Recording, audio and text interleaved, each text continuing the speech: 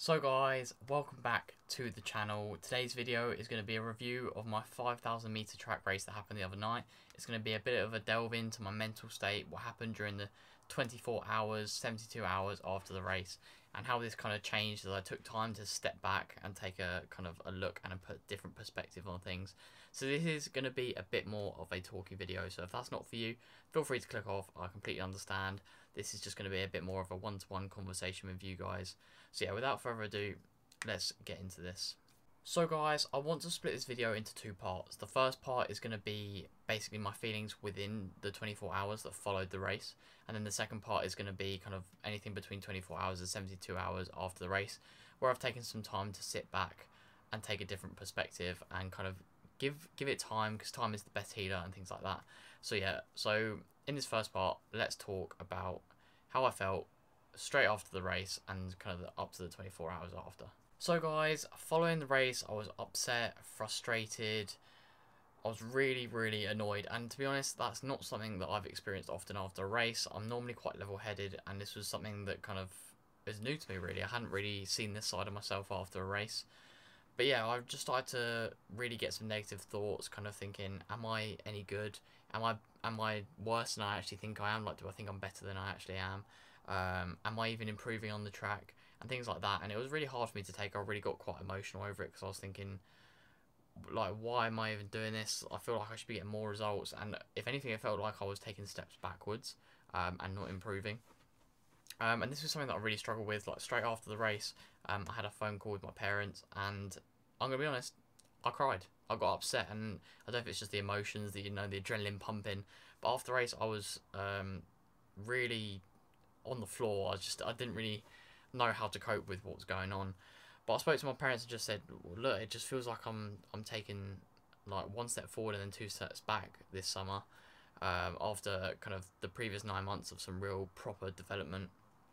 And it just felt like I'd probably underachieved. After kind of 3k of cruising, I felt so comfortable, and I just crumbled in the last mile, and it just felt like, how did it go so badly so quickly? And it felt like it was all my fault. I didn't feel it at the time.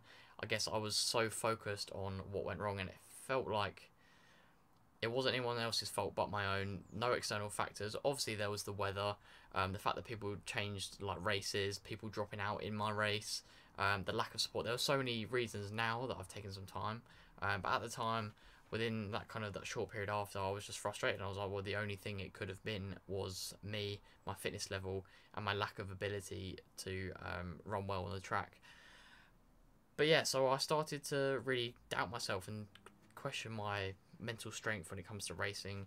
But I did have a nice chat with a guy called Jacob Allen. For those of you who don't know, he came third in the elite men's race. I think he ran 13:48 or something, absolutely mental. Really great guy, and one of the nicest guys in the sport. I've spoken to him at a few races, and he's always got time to chat. So Jacob, if you are watching this, I really appreciate that. The chat with you is something that's really helped me kind of take a step back and look at what's going on here. So I really appreciate that. And we just talked about like what running's about, and like training, and always kind of doing the thing that makes you happiest, because your head's got to be in it. If you're training for something that you don't even want to be training for, like, what's the point? And it made me realise that actually maybe I'm not getting the results from the track because I'm not investing properly into it, and my head is like, my heart is still on the road, so I've only got kind of like half my energy being concentrated onto the track. So I don't know, maybe it's something for me to work on. But yeah, that was a really useful chat. But yeah, the 24 hours, they were not good. And yeah, it was something that I had to deal with. But running is all about these peaks and troughs. But yeah, so let's move on to the 72 hours after, taking a step back, and how my perspective changed.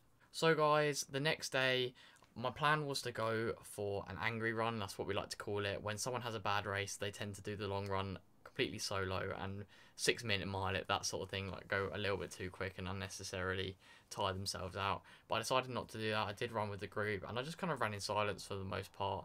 I was just kind of mulling over what had kind of happened.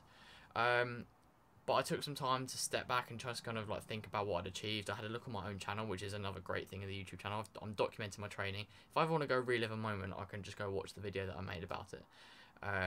Which they're pretty good if I do say something. No, I'm joking. But yeah, so I just kind of I gave myself a pat on the back and just said, look, what you've achieved in these last 9 to 12 months has been actually pretty incredible. And look at the range that you've got. Like I was just telling myself, you can run a 68.5 and a sub 2 minute 800 meters. Like how many people can actually do that? Like it's not that kind of heard of, especially not like people my age or my ability level. I guess obviously a lot of the elites. I'm sure Kipchoge could bang out a sub 2 minute 800 because that's basically his marathon pace, or not far off anyway. So yeah, I tried to move from self-loathing to taking a bit of a better perspective, a wider perspective, and going, look, all these external factors that went against me on the day, because there were quite a few, to be fair. It was a long journey. I was basically alone. Like none of my family came with because they were too busy, which is absolutely fine. And the support there wasn't fantastic. The heat, my race had 10 people in, which was the worst race of the day in terms of numbers, and the race before had such a stacked field. I think they had 26.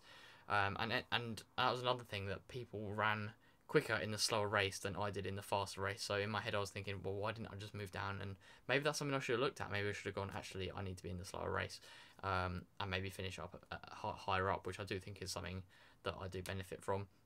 So it's taught me a lot about myself in terms of, I know that being in the faster race doesn't actually mean anything, because that was something I was thinking about. I was like, oh yeah, I'm in the B race, that's cool. When actually I should have just gone, yeah, you know what, the C race is more my standard, and I would have ran better in the C race, and obviously I would have come away much happier. And no one's left thinking, oh wow, he was in the B race. They think about the times that he ran. So that's definitely something that I've learned, that actually you don't need to be in a faster race to run fast necessarily.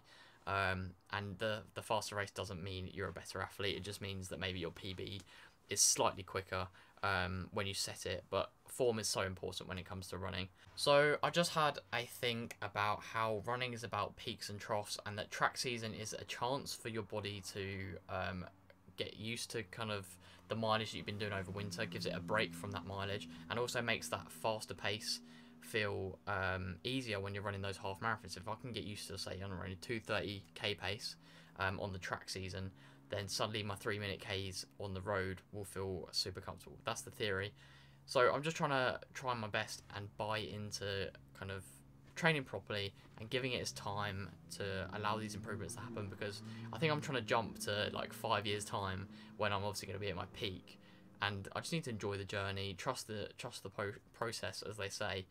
And I think I've just got to take it easier on myself. I do have high expectations. I'm quite harsh on myself, and I do like to succeed, just like everyone does. But the main thing that I want you to take away from this video is, do not rush into anything within the 24 hours after a bad race. Give it time. Speak to the people you love. Speak to your coaches, etc. People that have an unbiased opinion. And 99 times out of 100, it just wasn't in your control, or it's just something that's so unavoidable, and you'll get it next time. And that's what I keep trying to tell myself. So guys, I've rambled on enough. I hope you've enjoyed today's video, and yeah, I'd like to speak a little bit more about mental health and stuff more in the future, because I think it's so important, and it's not something that should be stigmatized. But thank you guys for tuning in. Your support has been fantastic over the last few weeks. I'm loving making the content at the moment, and I'll catch you in the next one. Peace.